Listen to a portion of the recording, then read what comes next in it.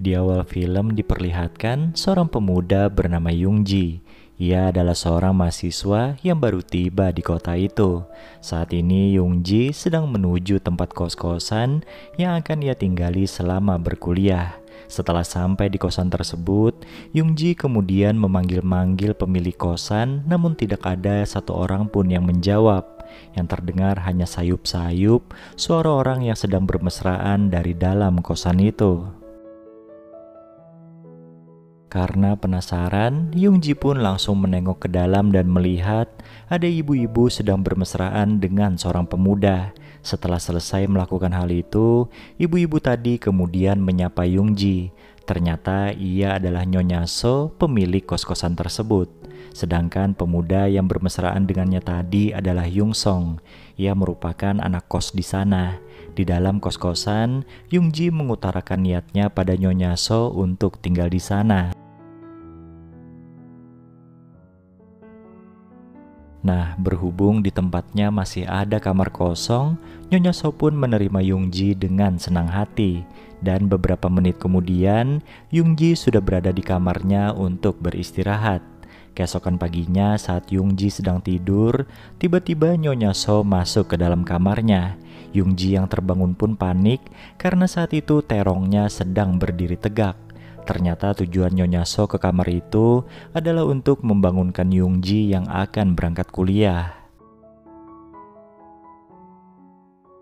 Malam harinya, Yungji minum-minum dengan dua temannya untuk merayakan kepindahannya ke kota itu. Alhasil Yungji pun jadi mabuk dan terkapar di depan kos-kosannya. Tak seberapa lama, datanglah seorang gadis cantik yang membantunya berjalan pulang. Ternyata gadis itu adalah Soyong, anak dari Nyonya So. Sesampainya di kamar, Yungji terkejut karena Soyong tiba-tiba ingin melepaskan pakaiannya. Berhubung Yungji menolak, Soyong pun langsung bergegas pergi dari kamar itu. Keesokan paginya, saat Nyonya So mengambil pakaian kotor di kamar Yungji, ia kembali melihat terong pemuda itu yang sedang berdiri tegak. Nyonya So pun hanya tersenyum geli melihat sikap canggung Yungji. Malam itu Yungji kembali minum-minum dengan seorang temannya. Di sana ia menceritakan tentang kejadian terong tadi pagi. Nah, berhubung Nyonya So tidak memberikan respon negatif, sang teman pun menyimpulkan kalau wanita itu sebenarnya tertarik pada Yungji.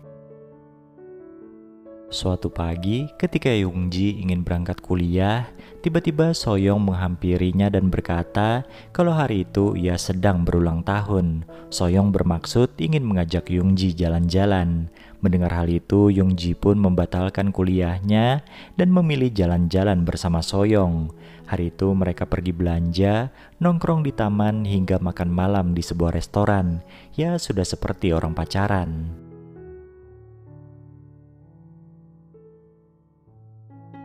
Saat perjalanan pulang bersama Soyong, Yungji melihat ada seorang wanita yang sedang berdiri di depan pintu kos-kosan. Ternyata itu adalah Sunhee, pacar Yungji dari kampung halaman. Keberadaan Sunhee di sana tentu saja untuk menemui Yungji. Melihat hal itu, Soyong sontak kecewa dan bergegas masuk ke dalam rumah.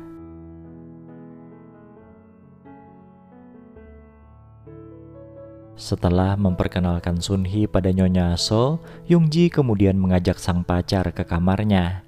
Anehnya Nyonya So nampak tidak suka dengan situasi tersebut. Dan tidak lama kemudian, Nyonya So tiba-tiba masuk ke kamarnya Yungji dengan membawa pakaian bersih. Tanpa meminta persetujuan Yungji, Nyonya So mengajak Sunhee untuk tidur di kamarnya saja. Keesokan paginya, saat Sunhee sedang cuci muka, tiba-tiba Yung Song, penghuni kos lainnya, datang untuk menyapanya. Berhubung hari itu Yungji sibuk berkuliah, Yung Song pun berinisiatif mengajak Sunhee jalan-jalan. Tanpa rasa curiga sedikit pun, Yungji memperbolehkannya. Awalnya Yung Song memang mengajak Sunhee jalan-jalan melihat suasana kota. Tapi ketika mereka beristirahat di taman, terlihatlah tujuan sebenarnya dari pria itu. Tiba-tiba saja ia menggrepe tubuh Sunhee sehingga gadis itu jadi naik pitam dan mengomelinya.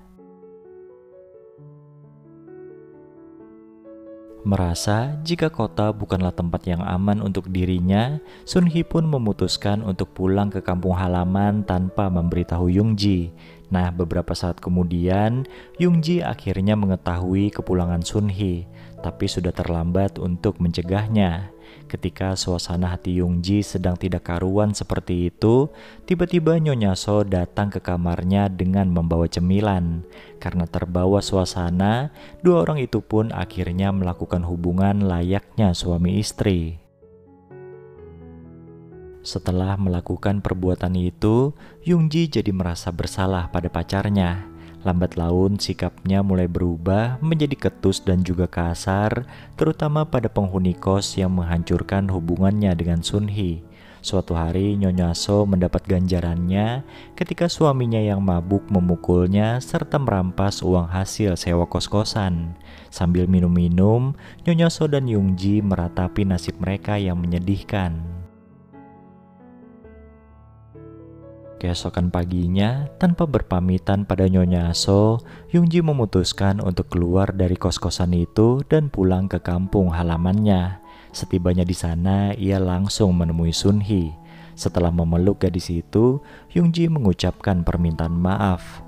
Dengan sula senyum, Sun Hee menerima maaf tersebut dan film ini pun selesai.